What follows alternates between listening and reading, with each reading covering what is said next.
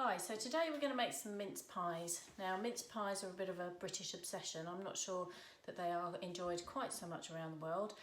However, they don't actually originate from Britain. They actually originate from the Middle East in the 13th century, which is a fun fact. As my husband keeps telling me, I need to give you some fun facts. Anyway, mincemeat. The filling's really important. If you've got terrible filling inside your mince pies, it doesn't matter how amazing your pastry is going to be, they're not going to taste very nice. So I thought I'd tell you a little bit about what is available on offer and what you can do to that mincemeat that's available to make it just a little bit better.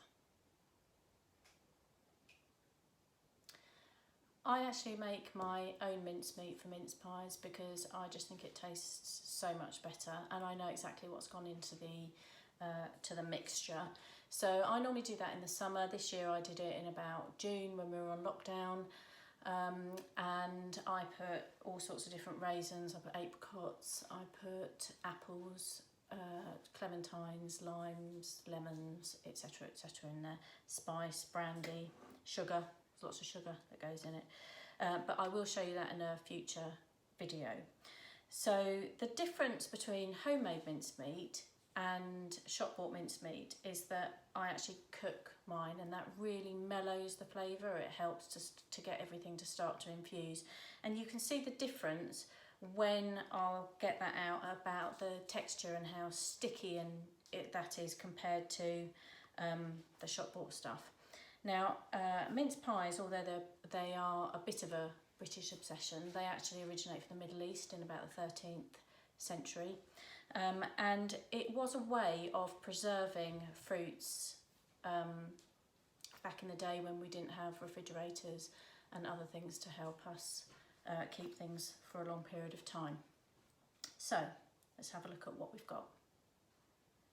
Okay, so let's have a look at the difference between them. This is mine. I'm just going to get rid of that lid. I'm going to take these lids off and move those out of the way. Okay. This is homemade. Right, I want you to have a look and see the consistency of that. See how lovely and sticky it is, and it's full of fruit. Just put that there like that so you can have a good look in there. Okay, now this one I got from Aldi. This is a brandy infused one. This is their specially selected range. You can see when I take it out, I'm just going to bring that up, you can see the bits of suet in there that hasn't been cooked off because they're still whole.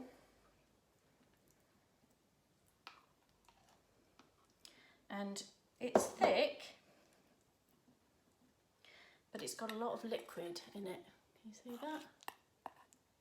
It's very sort of gloopy, I would say, and it smells quite acidic. So this is Robertson's mincemeat. I just need to get my fingers out of the way so you can see that. That's this one. It's got lots and lots of suet in this one. Suet is just a fat which, when it's cooked, it will dissolve and it will help to sort of move the flavours around your mouth. But this one here is, I don't know, it's quite thick with syrupy sugar, I would say. It's very, very gloopy. And then finally we've got a Morrison's one. And this one does have quite a bit of fruit in it. It's got quite a bit of suet in it as well. It doesn't smell very spicy. Okay, so that's the Morrison's one there. You can see that. You can see all the bits of suet in there. Okay, so let's taste them. I'm going to start with the Morrison's one. Just take out a piece of fruit.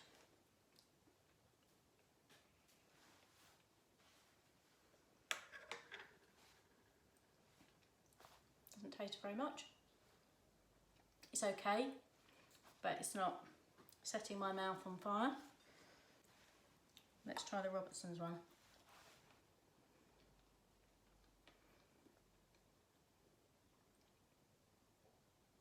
Tasted of a raisin.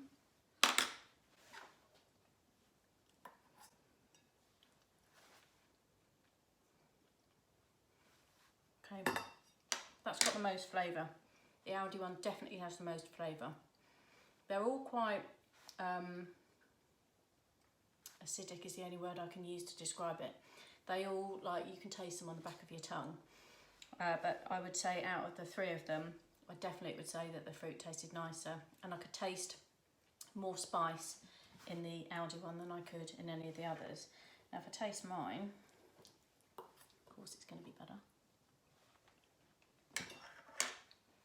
There's just no comparison.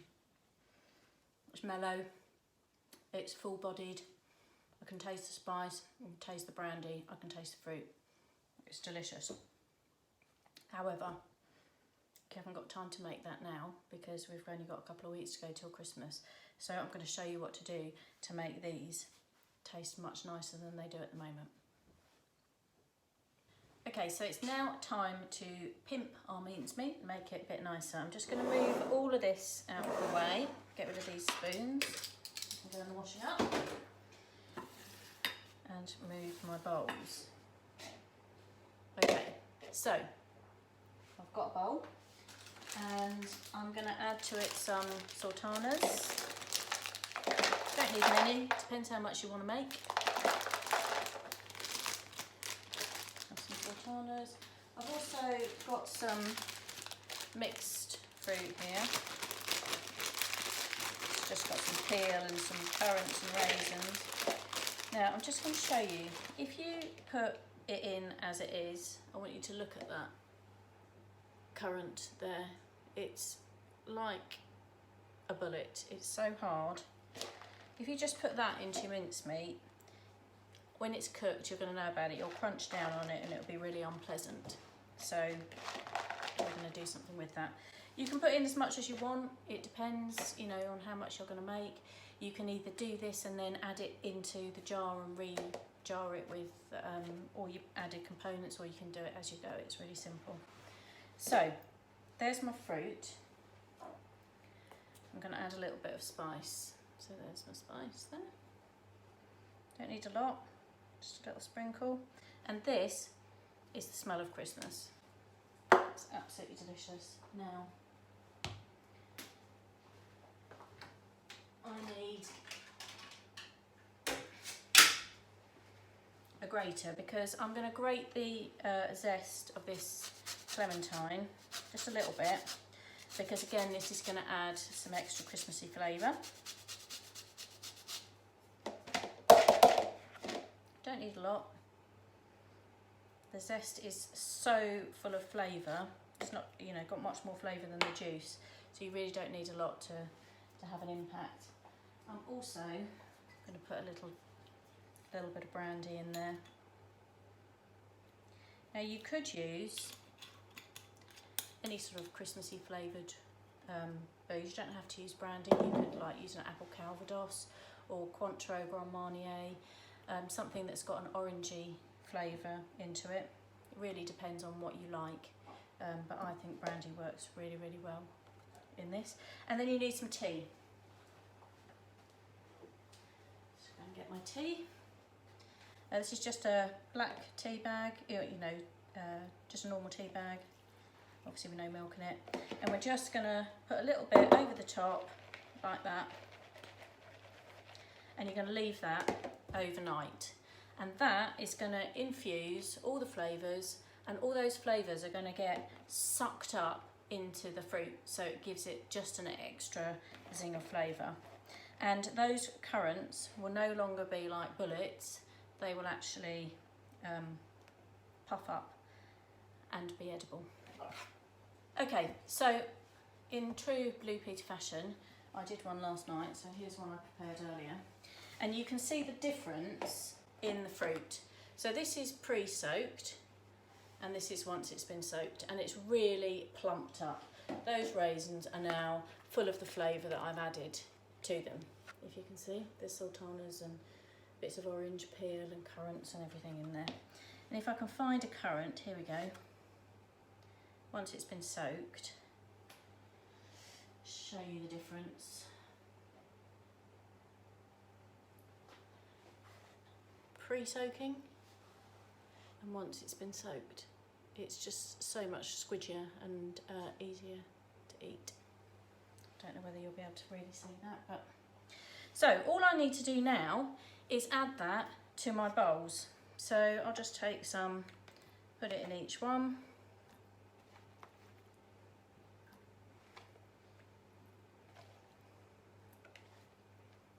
Like that. Just move that out of the way, and then we just mix it in.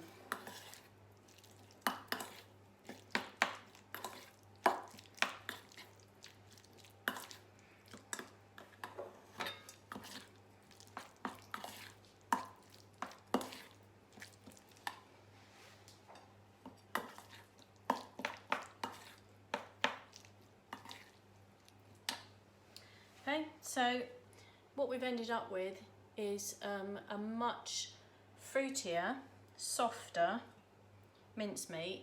That those raisins that I've pre-soaked overnight have infused the flavours that I've added to them, so it will give it a much rounder, more Christmassy flavour than just doing it from the shop bought stuff.